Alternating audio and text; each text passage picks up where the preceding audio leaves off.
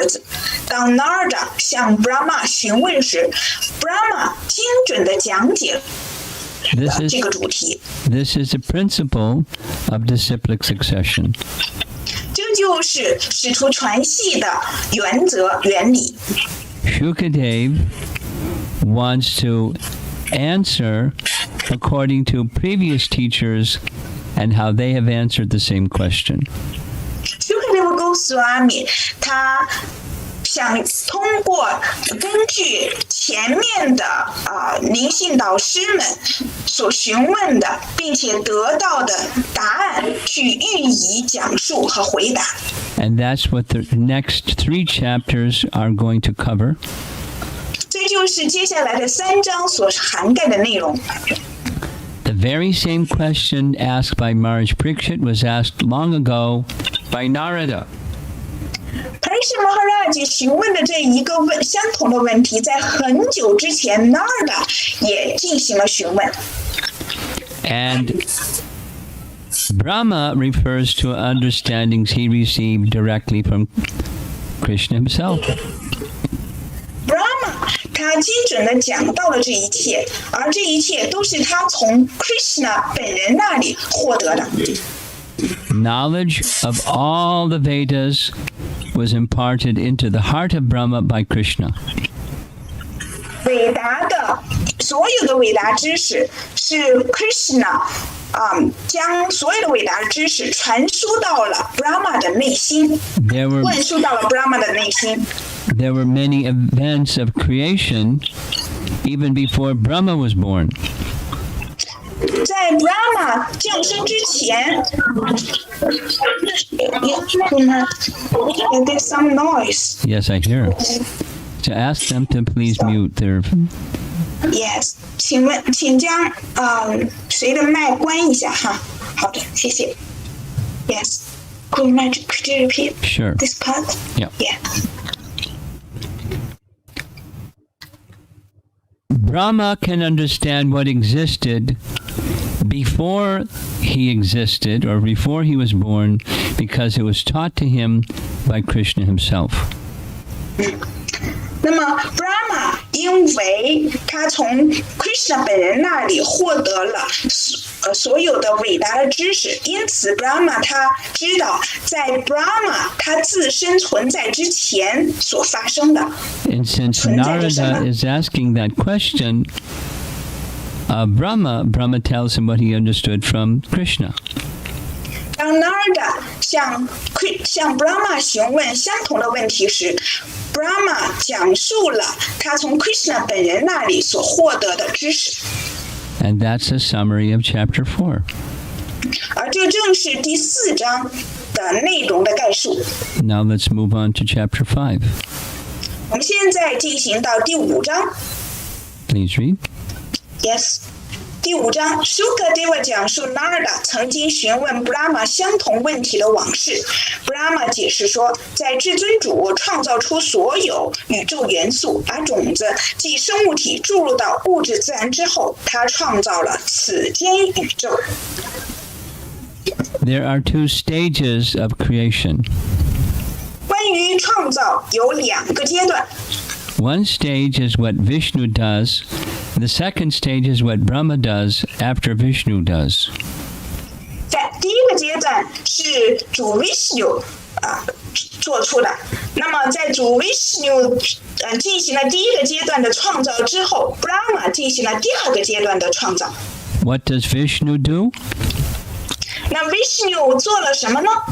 He creates all the ingredients. 他创造了宇宙间的所有的元素。And he impregnates material nature with all living entities by his glance. 而且 Vishnu 通过他的瞥视，将种子生物体注入到宇宙自然之中。Ask them to mute. 请 ，Yeah, already mute. That's a summary of chapter 5. 这就是第5章的概述。Here's a very beautiful painting of Brahma being asked by Narada these questions. 这是一张非常美丽的图片，在这张图片里面 Narada 向 Brahma 询问了这样的问题。 Here's the first question. 他询问的第一个问题是，请告诉我专门指引人了解有关个体灵魂和超灵之真理的超然知识。 Immediately, Narada's questions go to transcendence. 立刻 Narada 所询问的问题跟超然连接上了。 Beyond the temporary features of matter, there's the eternal soul and the supreme soul. 在这个短暂的物质创造，超然于这个短暂的物质创造之上，有个体灵魂的存在，还有超灵的存在。 Narada is indicating that he's interested in the subject because it draws attention to the eternal. 那么，我们在这里可以看到 ，Narada 将我们的注意力从短暂的事物上转移到永恒的存在上。 Narada has some additional questions. Narada 又进一步的询问了问题。 Here's a quick list of some of those additional questions. 我们现在来快速的捋一下，他接下来进一步询问的问题是什么？ What are the symptoms of the manifest world? 他进一步询问的问题是物质宇宙展示的征候是什么？ Some of you know, in Bhagavad Gita, it is said that there are 5 main subjects in the whole of Bhagavad Gita. 你们在座的一些人知道，整部《博迦梵歌》讲述了5大主题。 Within Narada's question, he gives a slightly different but essentially the same list of 5 topics. 在 Narada Muni 所询问的过程当中，虽然略有不同，但是呢，基本上概述了这5大主题。 Jiva, Kala, and Karma are the same as Bhagavad Gita. 在《博迦梵歌》里面，我们了解到了 Jiva Kana 还有 Karma， 这是《博迦梵歌》里面涉及到了相同的话题。 At the bottom left, there's this word swabhava, which means the nature of a living entity within matter. 在这个图片的左下方，我们看到了 svabhava 这个词，讲述的是存在于宇宙创造当中的生物体的本性。 And at the very top is the word dravya, which means ingredients. 在这个图片的正上方有 dravya 这个词，这个词的意思是成分或元素。 Since he wants to know about creation, he's asking about the symptoms of this manifest world. 因为他想要去了解创造，因此他在此询问了这个宇宙创造、宇宙展示的征候是什么。 He wants to know what is its shelter. 他想要了解物质宇宙展示的庇护所是什么。 Very similar, he wants to know what does it depend upon. 那么同样的，他也想了解物质宇宙展示依靠什么。 You notice in the middle, there's Narayana. That's the shelter and what everything depends upon. 在这个图片上的中间，我们看到 Narayana 这个字，那么这正是宇宙展示的 Narayana， 正是宇宙展示的庇护所和宇宙展示的依靠。 Narada wants to know how this manifest realm is created. Narada 渴望了解到这个宇宙展示是如何被创造出来的。 He wants to know what is it composed of. 他想要了解物质宇宙展示是由什么组成的。 Brahma is very pleased by Narada's question. Brahma 非常被 Narada 所询问的这一系列问题所取悦。 And he begins giving some detailed answers as well as explaining who is the Supreme. 于是他非常详细的回答了 Narada 所询问的所有的这些问题，并且并且也回答了 Narada 询问什么是至尊是什么这个问题。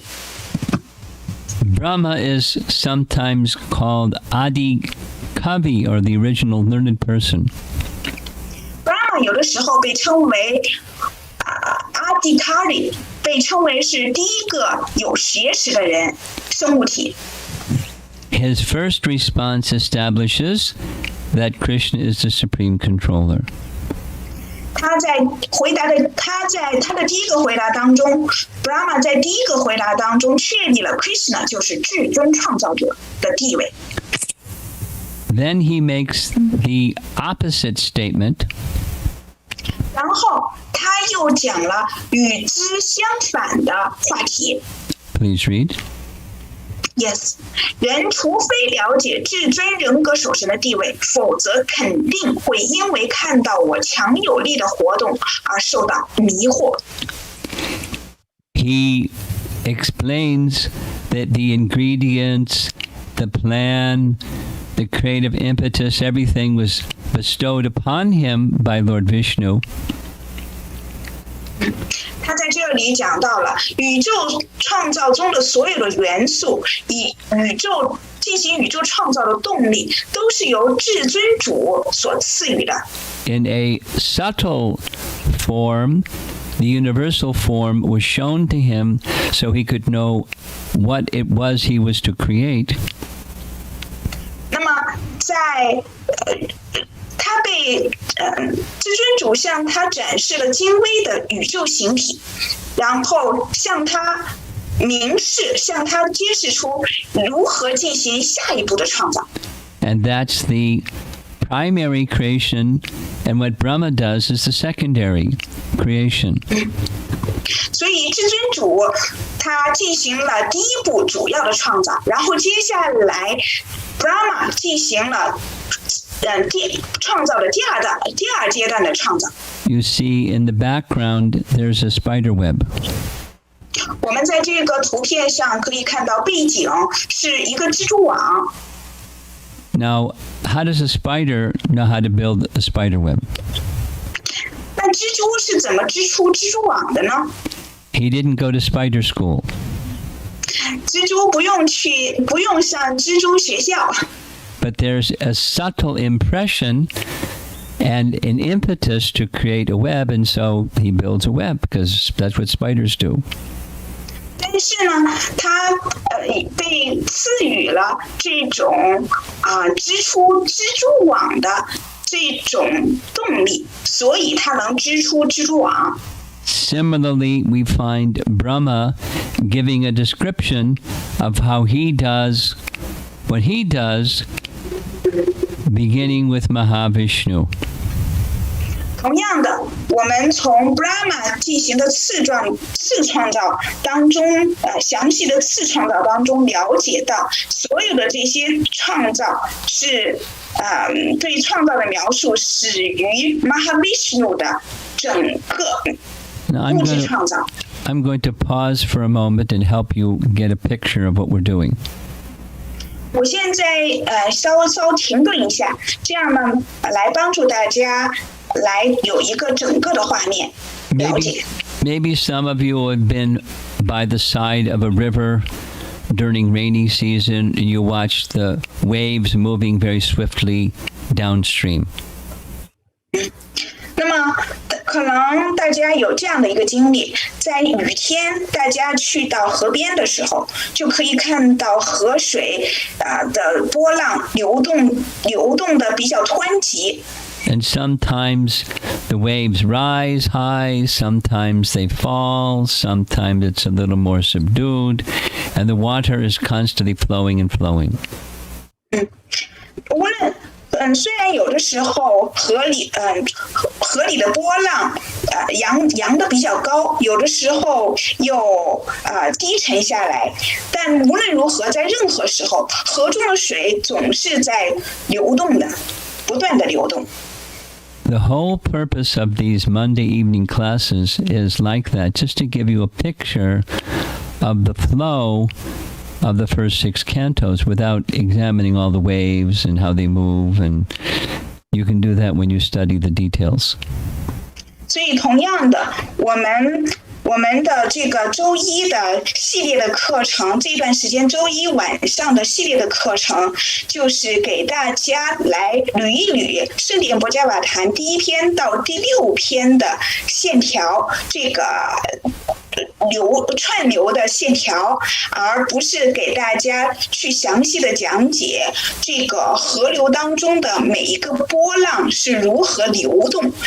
关于这种详细的了解，希望大家在课后能够详细的去阅读圣典博伽瓦坛。When you read Srimad Bhagavatam in your home, 当你在家去研习圣典博伽瓦坛的时候， you may find this section puzzling. 您在你阅读的过程当中，可能会觉得这一部分很令人费解。Because it's very detailed and it's something that we're not accustomed to hearing. 因为在这一部分详细的讲述了宇宙的创造，而关于宇宙的创造并不是我们以前经常聆听到的内容。Read anyways. It may be a little puzzling, but read it anyways. 尽管令人费解，但无论如何，我们要不断的去研习阅读。And gradually, as you continue reading, you'll get the flow, at least, like the waves of a river moving downstream. 那么逐渐的，就像你去看到河水当中的波浪，一浪接一浪的不断的涌流着。同样的，我们通过不断的去研习圣典博伽瓦坛，逐渐的就能够了解到圣典博伽瓦坛当中的一浪接一浪的线条。And it's ideal if you can study this section of Srimad Bhagavatam with a good teacher. 当然了，最理想的是你能够在一个优秀的老师的指导下去阅读圣典博伽瓦坛的圣典博伽瓦坛，尤其是这一部分。Now let's move on to the next chapter. 我们现在行进到下一章的内容。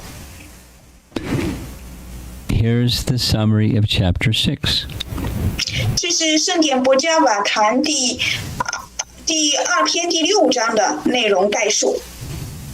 第6章 Purusha Sukta 导文，荣耀至尊主跟他的创造记忆并且他在一切都依靠他，而至尊主却超然于一切之上。You may be wondering, what's Purusha Sukta?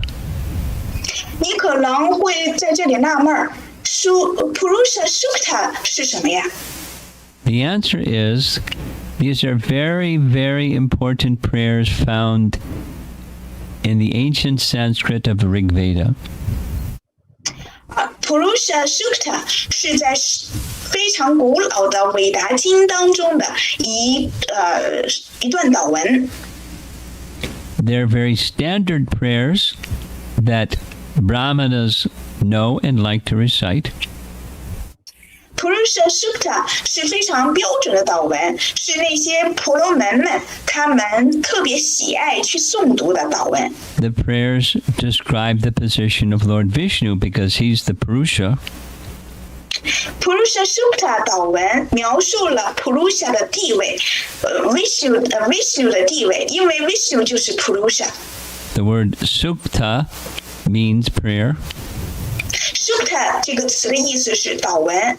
And the Purusha Sukta prayers glorify Vishnu.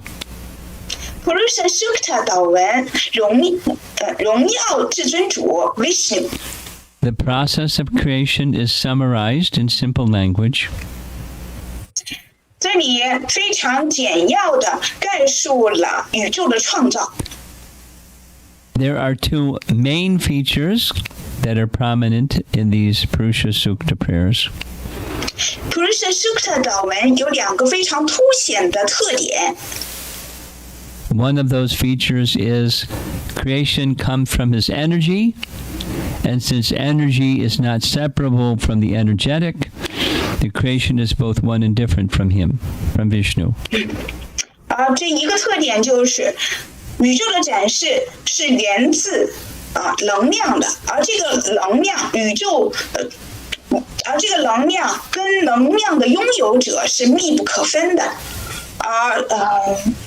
所以宇宙的创造跟至尊主是记忆的。A second important topic is the whole of creation rests on Vishnu, and yet he's aloof. Purusha Sukta 的导文的第二个凸显的特点，就说明了宇宙的创造，一切的创造都依靠至尊主 Purusha Vishnu， 而 Vishnu Purusha 它超然于宇宙创造之上。We will discuss these 2 points a little bit, but just in a summary way.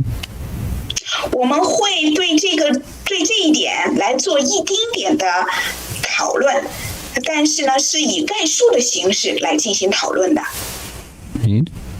Yes， 通过冥想主的宇宙形体，通过用源自主的宇宙形体的成分做献祭牺牲 ，Brahma 在他每个白昼开始的时候，对宇宙进行再创造。As you remember, in the beginning of Canto 2, we heard about the universal form. 大家还记得，在圣典博伽瓦坛开篇就讲述了宇宙形体。Again, in chapter 6, we're hearing about the universal form. 在圣典博伽瓦坛第2篇第6章，再一次描述了主的宇宙形体。Every morning, when Brahma wakes up, 当 Brahma 在每天早上醒来时， he has to rebuild a portion of the universe that was destroyed during his nighttime. 他会Brahma 会在他的夜晚，这个宇宙的部分宇宙被毁灭的那一部分，对这一部分 Brahma 在他白天的时候进行再创造。Part of his morning sadhana is to meditate on the universal form so he knows exactly how to recreate the universe that day. 在 Brahma 的白天，他的 sadhana 之一就是要去冥想宇宙形体，通过冥想宇宙形体，他就能够了解如何去进行再创造。In addition, to keep his consciousness aligned with his mood of service, he offers ingredients of creation to Lord Vishnu in sacrifice. 那么除此之外 ，Brahma 他将自己的心态与他从事活动的目的保持一致。在这种心态当中 ，Brahma 将宇宙形体的成分或宇宙创造的成分，作为供奉献祭给至尊主。Remember, Brahma is a devotee. 大家要记住 ，Brahma 是一位奉献者。And he's teaching us by his example. 他向我们以身试教。We also are given some ingredients or some paraphernalia or some resources of nature. 那么我们也被赐予了一些这个宇宙的资源，我们也被赐予了一些这个用品来。In the morning, we do our sadhana and we make offerings to the Supreme Lord with the paraphernalia that we have, and then we go forward with our activities for the day. 在每天清晨的时候，我们将被赐予给我们的这些用品、用具，去供奉给至尊主。当在做sadhana的时候，去供奉给至尊主，如此能够帮助我们去更好的从事这一天当中接下来的其他的活动。The purpose is to not think ourselves the proprietor of that paraphernalia, but it's the Lord's paraphernalia. 那么这样做的目的，并不是让我们自认为是这些用品的拥有者，而是应该一直冥想着这些用品的拥有者是至尊主。In this way, the personal duties of our life are offered in sacrifice to the Supreme Lord. 通过这种方式，我们将我们要履行生命当中所要履行的职责，作为贡品献祭给至尊主。And we are meant to fix our mind upon Him also. 并且我们要一直将心意专注于至尊主。And this Brahma does every day of his life. 就这样 ，Brahma 他每天都是这样做的。He lives a long life. Brahma 他很长寿。But he doesn't deviate from that principle, nor should we. 但是他从来没有偏离这一原则，同样我们也应该不偏离这样的原则。Here's some of the detail found in chapter 6. 这是在圣典博伽瓦坛第2篇第6章里面讲述的相关的一点细节。Lord Vishnu is both the cause of material creation in the material sense and the effective sense. I'll explain. 主是物质展示的一切的物质的原因和结果。Let's use the example of making pots from a potter's wheel. 我们现在来举个例子，比如这个土罐和这个土罐的轴。A potter needs clay. 我们先来讲一讲这个制作土罐的人，陶工和这个土罐。那么陶工呢，需要有土。And the clay is the material or transformable feature of the pot. Before it becomes a pot, it's just a lump of clay. 那么在土罐被制成土罐之前，它的前身就是土。那么经过制作之后，它才转化为土罐。Vishnu is the cause of the clay, or the ingredients of creation. Vishnu 是这个土的根源，也就是 Vishnu 他给出了这个土的土元素。And Brahma is like the potter that works with the clay and the potter's wheel. And the Brahma doesn't become transformed. The potter's wheel doesn't become transformed. The implements or instruments don't become transformed, but they're causes of the pot. Sure. Brahma is like the potter. Yeah. Brahma 他就像是这个陶工。He uses a potter's wheel, and he uses different tools. Brahma 他使用了不同的工具，也使用了制作陶罐的那个转动的那个轴。But Brahma, or the potter, and the wheel, and the tools used, they don't undergo transformation in making the pot. 那么Brahma 陶工还有这个陶罐，还有这个陶罐的那个模子，并没有在制作的过程当中，并不是进行了转化。But they're still causes of the pot, the potter, the potter's wheel, and his tools. 但是呢，他们仍然是，You mean the potter and pot? The potter, the wheel, and the tools used by the potter do not undergo transformation, but they're causes of the pot. Yes. 那么陶工所使用的这个陶具或者还有其他的工具，并没有在陶工制作的过程当中发生转化，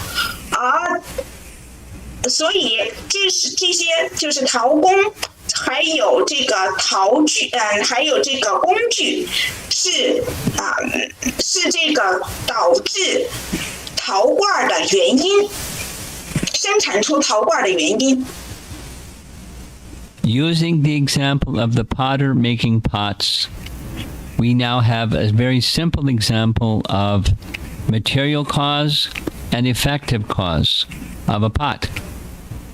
那么我们通过引用这个陶工制作陶罐的例子，来了解到这个宇宙展示的因与果。The material cause, again, is the clay. 这个物质的原因其中我们分析到物质的原因是土。And the effective cause is the potter, his potter's wheel, and his tools. 而这个使这个原因成为一个结果的原因是陶工还有所使用的陶具。Those are material and effective causes of pots. 那么这个物质的因与果是这个陶罐。And Vishnu is the cause of the clay, and he's the cause of the potter and the potter's wheel and his tools. He's the remote cause of all causes.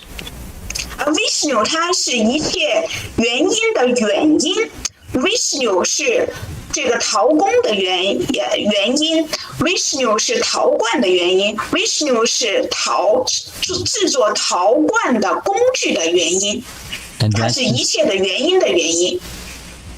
That principle is described in chapter 6. 而这个原则就在《圣者国家法坛》第2篇第6章里面描述了。And the universal form is the drawing or the plan of what the pot is supposed to look like at the end. The universal form is like a drawing or a plan of what the pot is to look like at the end. 那么这个宇宙形体呢，它就像是最终被制作成陶罐的那个整个的画面或者是蓝图。Every morning, when Brahma wakes, he has to recreate most of the universe because it was destroyed during his nighttime. 在 Brahma 的每一天清晨的时候，他醒来的时候，他要对被毁灭的大部分的宇宙他要对宇宙当中大部分被毁灭的部分进行再创造。Brahma meditates on the universal form or the plan of the universe before he does his morning duty of rebuilding the universe. 在 Brahma 他的每个白天的清晨去履行他进行再创造的职责的之前，他要去冥想宇宙形体，冥想宇宙的整个蓝图。These 3 chapters, 4, 5, and 6, are a summary answer of Maharaj Parikshit's question. 而这3章《博伽瓦坛》第2篇4、5、6章，就是概述性的回答了 Maharaj Parikshit 的问题。Now let's move on to chapter 7. 我们现在行进到第7章。You see there on the right side a depiction of chapter 7. 好吗？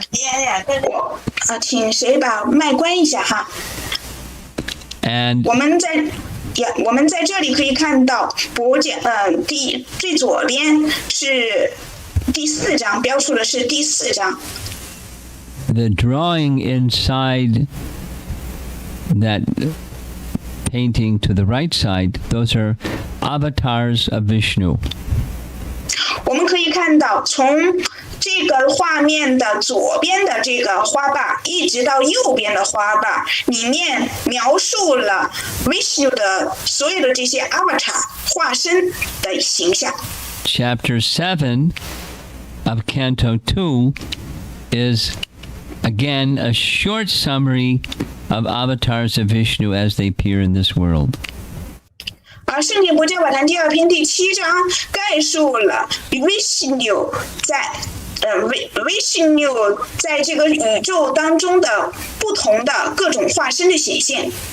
4, 5, and 6 describe creation. 7 describes forms of the Lord that appear within creation. 那第4章到第6章主要讲述了宇宙的创造，第7章讲述了至尊主的不同的形体、不同的形象。Please read. Yes. 第7章，主接受各种化身来维系宇宙，拯救受条件限制的灵魂，激励生活在物质世界的他的奉献者，在他不在的时候聆听激励他的奉献者，在他不在的时候，他的这些奉献者聆听津津乐道的讨论他的话题，讲述关于他的话题。Maintenance of the universe is a function of Vishnu. 这个维系宇宙是 Vishnu 的职责所在。And this little summary of chapter 7 describes some of those features of Vishnu's maintenance. 而圣典博伽瓦坛第2篇第7章概述了 Vishnu 维系宇宙的职能。Now we're going to move on to chapter 8 of Canto 2. 我们现在行进到博伽瓦坛第2篇第8章的内容。Read. Yes. 第8章 Parikshit 询问有关确立圣典博伽瓦坛哲学基础的问题。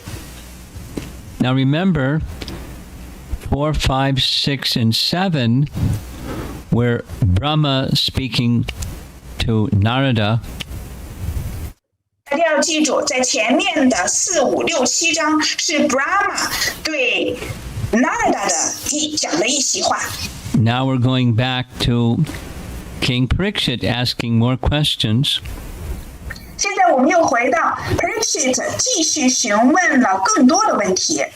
He asks very profound questions about the philosophical basis of Srimad Bhagavatam.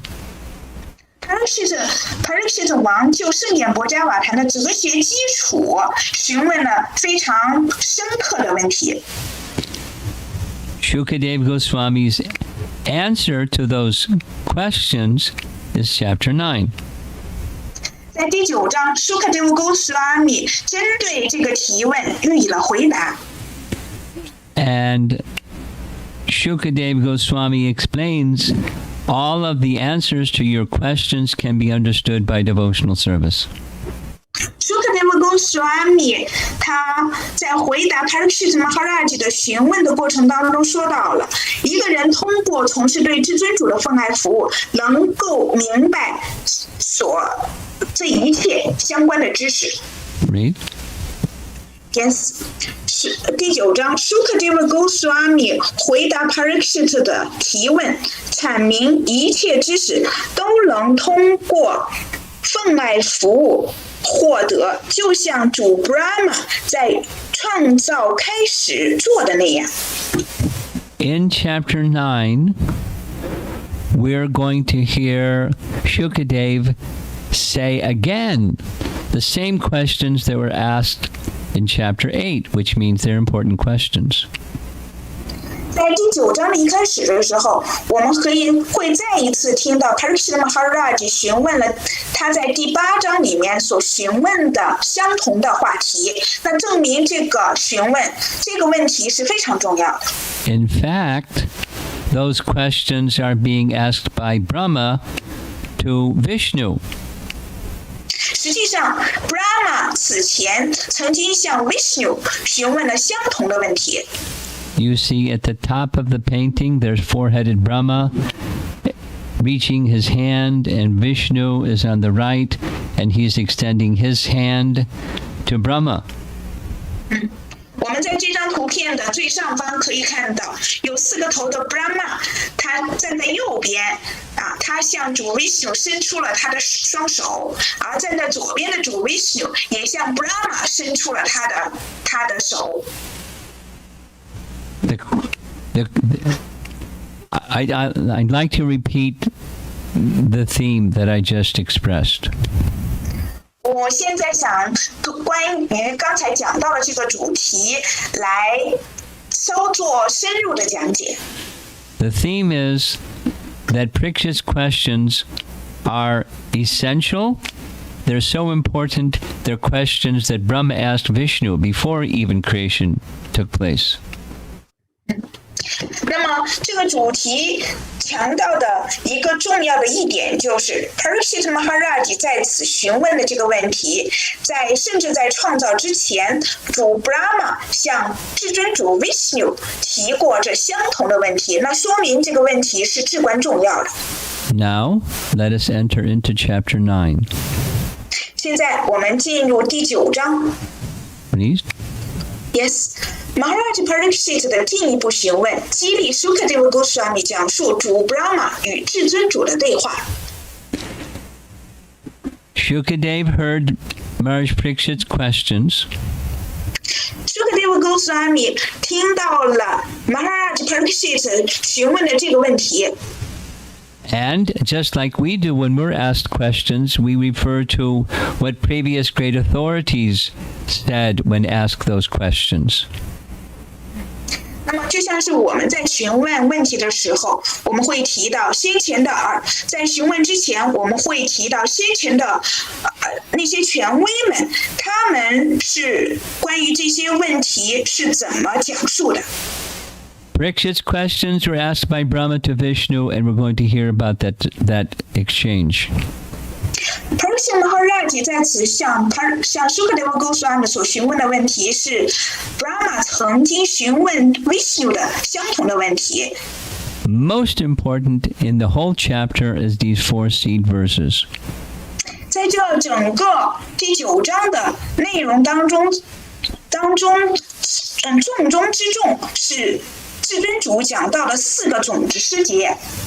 They're called seed verses because from seeds comes plants and trees and a whole living entity from seed. 那么这里面说到了是种子诗节，那也就意味着从这个种子里长出了枝枝叶叶，所有的一切，这些包括这些生物体，在这个物质世界的存在等等。So this section is very important. Please listen carefully. 所以呢，这个部分是非常重要的，请大家仔细聆听。In the painting, we see Lord Brahma, and up in the upper left corner, we see Lord Vishnu. 在这张图片中间，我们看到了主 Brahma； 在这张图片的左上角，我们看到了主 Vishnu 的形象。You may think that you're really busy, you have so many duties to do, but it's nothing compared to Brahma having to create a universe with all of its details. 可能你认为我每天要履行的职责很多，我都忙得团团转了，但是跟 Brahma 进行宇宙的再创造相比较起来，那我们每天履行的职责是微不足道的。Where does Brahma get the strength and where does Brahma get the intelligence to do all of that? 那 Brahma 他是从哪里获得这样的力量，从哪里得到这样的智慧，能够做到这一切的呢？ He gets strength and he gets intelligence from bhakti. 他是从 bhakti 奉爱当中获得了从事这一切活动的力量与智慧。 Please read. Yes, Brahma 是践行 bhakti 超脱幻象的著名典范。Now, Brahma was born before there was anything else in the whole universe. There wasn't a sun, there wasn't planets, there wasn't a house, there wasn't a cell phone. There was nothing but darkness in all directions.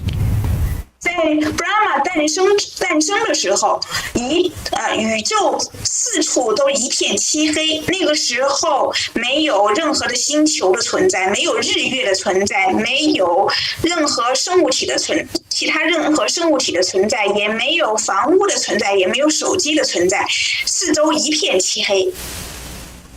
So what did he do? 那他是怎么做的呢？ He began to inquire. 他开始去询问。That's what we do when we don't know what's going on. We inquire. 当我们不知道该怎么办的时候，我们会去询问。 Please read. Yes， 他无法明白该如何进行创造。就在那时，他听到 tapa tapa。 Next. Yes， 虽然无法看到说话者，但他仍下定决心遵守这个训示。他从事了1000个天堂年的苦行。Now 1,000 celestial years is a long time. 在这里说到的1000个天堂年是很长很长的时间，漫长的时间。For Brahma, it's not the same as for us, but it's still a long time. Brahma 我们是无法跟 Brahma 同日而语的，但是对于他来说，1000个天堂年也是不短的。And after his long austerity or tapa, Lord Vishnu decided to reveal himself to Brahma. 在 Brahma 做了1000个天堂年的苦行之后，主 Vishnu 决定向 Brahma 揭示自己。Read. Yes， 至尊主被得以喜悦，故而展示了免于一切二元性的瓦昆塔居所，不受任何物质属性、时间和玛雅等影响。So right there, in this sea of darkness in all directions, suddenly Lord Vishnu appears before him. 就在一片漆黑的海洋，就在海洋上，当时海洋上一片漆黑，就在那一片漆黑的情况下，突然之间，主 Vishnu 显现在 Brahma 的面前。To say that Vishnu appeared means the whole of Vaikuntha appeared right before him. 当主 Vishnu 显现在他面前，就意味着所有的瓦昆塔居所也显现在他面前了。And 因为主 Vishnu，因为瓦昆塔总是和 Vishnu 在一起的。because Brahma is very intelligent and very pure, he could understand the qualities of this Vaikuntha realm. 因为 Brahma 他十分具有智慧，而且内心纯净，所以他非常的清楚瓦昆塔居所的性质所在。Next.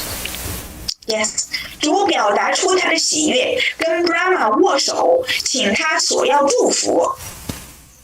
Very interesting. Lord Vishnu extended his right hand, meaning the relationship between this particular Brahma and Vishnu is a relationship of friendship.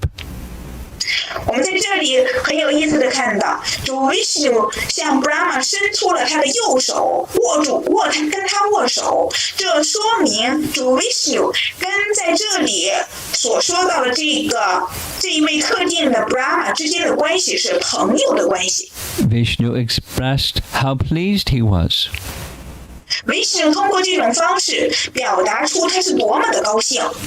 He offered benedictions to Brahma, whatever he wanted. 他祝福了 Brahma，给了 Brahma 想要的祝福。Now, Brahma is going to ask some questions.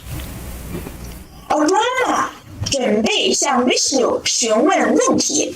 Please note, these questions of Brahma are the same as Maharaj Parikshit's questions from the previous chapter. 请大家注意，在这里 Brahma 向 Vishnu 所询问的问题，正是上一章 Parikshit Maharaj 询问 Sukadeva Goswami 的问题。Please read.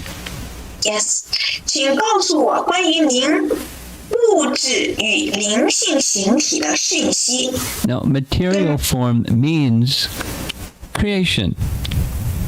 这里面说到了物质形体，指的是宇宙的创造。Now, Krishna doesn't have a material form, but through his energies, he creates the universe, and the universal form is one of Vishnu's forms. 主 Vishnu 他没有物质的形体，但是主 Vishnu 通过他的各种能量进行宇宙的创造，这个宇宙的进行宇宙的创造，而宇宙的创造通过就是它的一个形体的展示，宇宙形体的一个展示，所以宇宙形体是 Vishnu 的一个形体。That's verse 26 of chapter 9. 这是圣典簿，这是 6， 这是博迦法坛第2篇第9章第60节里面讲到的。And here, 26节，sorry. Here's the next verse in the same chapter. 这是第9章接下来的10节，27到28节的内容。您如何通过您的能量创造、维系和毁灭物质世界？您如何通过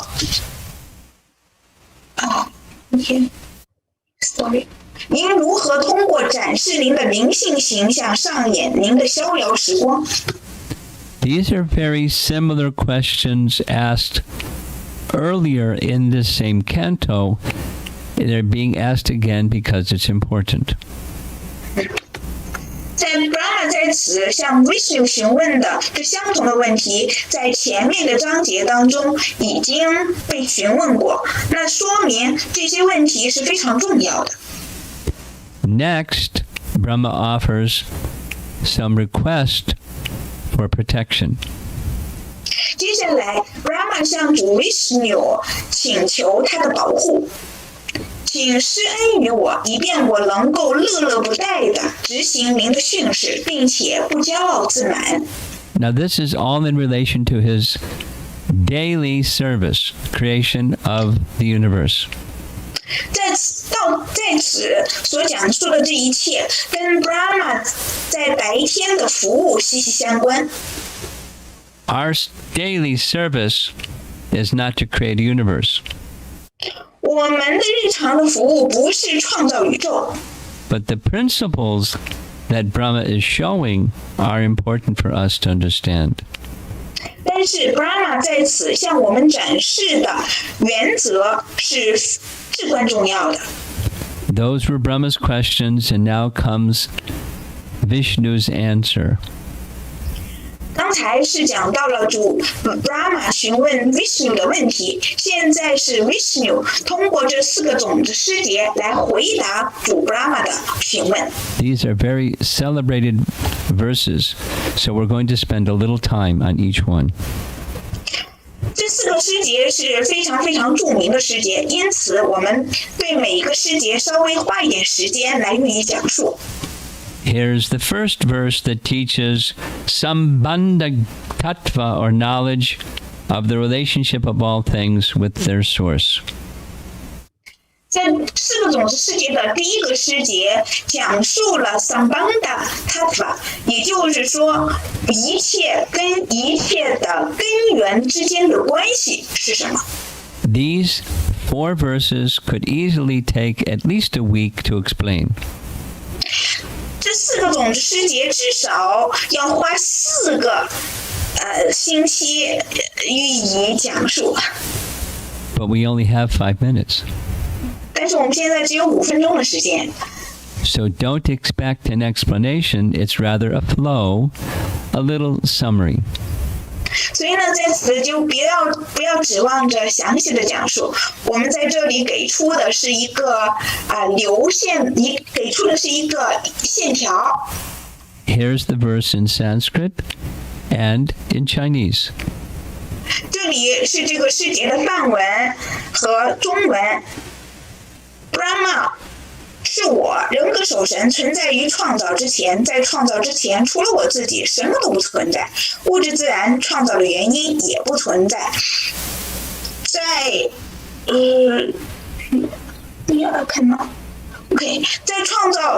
当这个物质世界毁灭之后，剩下的仍然是我至尊人格守神，剩下的仍然只是我至尊人格守神。The Sanskrit you'll begin to recognize as a very important verse because you'll hear it again and again. Ahamiva sameva agre. 那么在这个世界当中的第一行，你们会意识到它是非常非常重要的，因为这第一行 aham eva sam eva kre 这一行是不断反复出现的。In simple language, here is what Vishnu is saying. Vishnu 在此以非常简明的语言描述了。Vishnu is eternal and ever existing. Vishnu 是永恒存在的。Before creation, Vishnu exists. 在创造之前 ，Vishnu 已经存在。After cosmic annihilation, Vishnu alone exists. 在宇宙被毁灭之后，剩下的仍然是剩下的仍是只有 Vishnu 存在。And during cosmic manifestation, it's Vishnu's energies in Vishnu, so he alone exists. 在宇宙创造之中，在宇宙展示被得以维系期间 ，Vishnu 和他的能量和 Vishnu 的能量一直存在着。那么 Vishnu 本人 ，Vishnu 一人存在着。Remember the example of the potter and the clay and the pots. 请大家记住前面讲到的陶工、陶罐，还有土的这个例子。Vishnu is the remote cause of all three. 而 Vishnu 是这三者的原因。You don't have potters without Vishnu. 如果没有 Vishnu 的话，我们就不会有陶工的存在。You don't have clay without Vishnu. 如果没有 Vishnu 的话，也没有土的存在。And you don't have pots without Vishnu. 如果没有 Vishnu 的话，也没有土罐的存在。Both the cause, namely the potter and the clay, are the result of an original cause, Lord Vishnu. 所以也就是说，近因，陶工、陶罐，陶工和土，它这二者全都是至尊主 Vishnu。Could you repeat this part? The result of Lord Vishnu. Sorry. Pots are like the universe.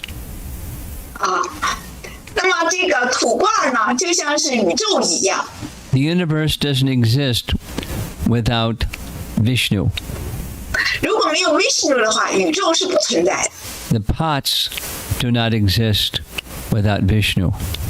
如果没有 Vishnu 的话，土罐是不存在的。So when you see a pot or when you see a universe, you can know Vishnu is there. 所以当你看到土罐或者是看到宇宙的时候，你就知道有 Vishnu 的存在。He is the cause of all causes. Vishnu 是一切原因的原因。And he's the cause of all effects. 而它是所有原因的根本原因。Let us move on. 而且它是所有结果的根本原因。现在我们继续。You see the Sanskrit aham eva sam eva great. 大家在荧幕上看到 aham eva sam eva great. Please read.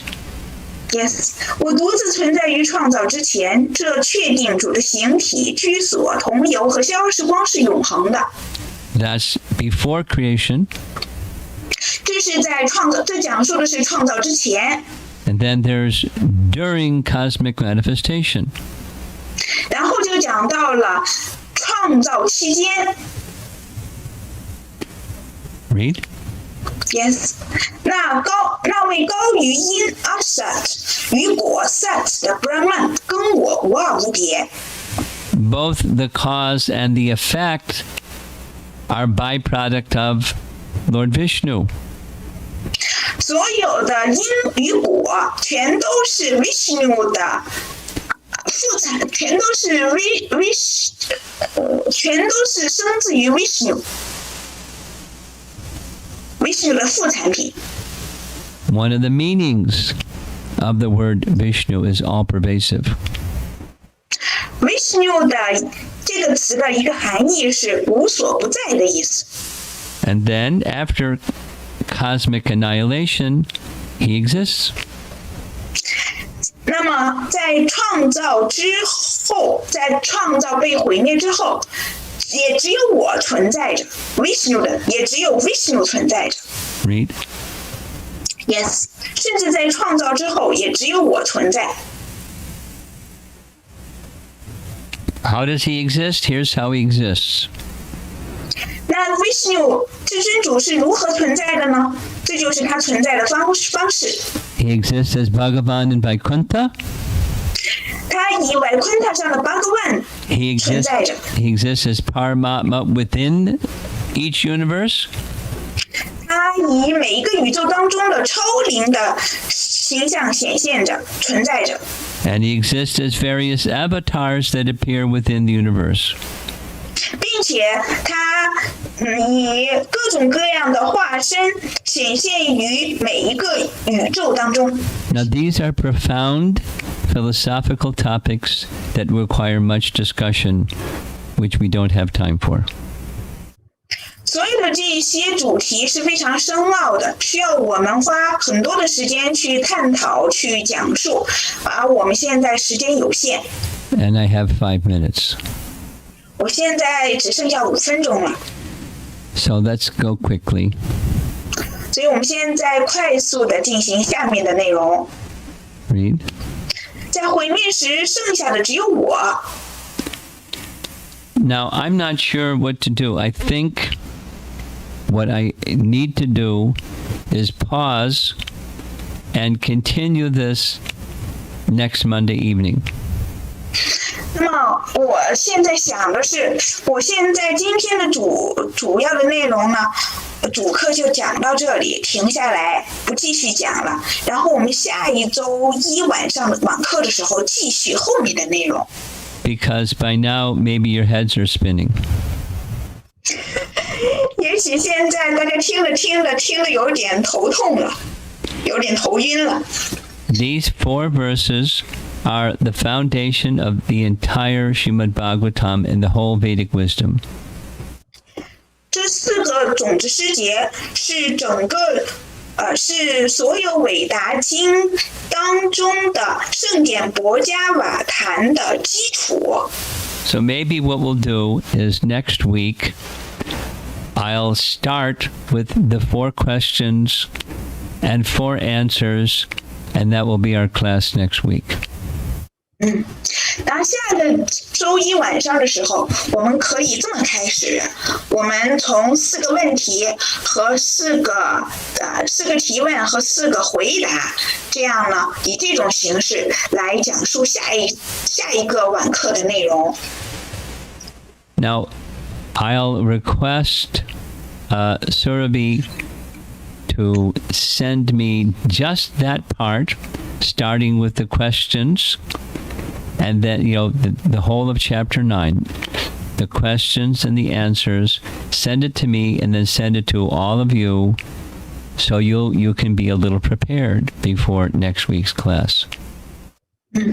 然后呢，现在我就让苏热比把大家就这几章要询问的问题呢搜集起来发给我，然后我会回答给大家，然后再传阅给大家，这样呢大家就能够更好的为下周一晚课做好准备，提前做好准备。Part of what you receive are comments that different acharyas have made on each of the 4 verses. These are very important verses. 而且呢，我们会下一节课的时候会讲到先前的Acharya 们对这4个种子诗节的每一个种子诗节的评述，这些评述都是非常重要的。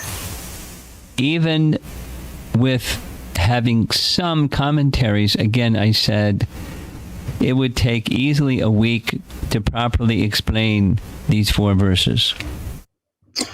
我刚才已经说到了，即便是有这些Acharya们他们的评注，但是也需要我们至少花一周的时间，对这每一个诗节，这4个种子诗节的每一个诗节，要花1周的时间来予以讲述，至少花1周的时间予以讲述。Next week we'll only be touching the surface, not diving deep.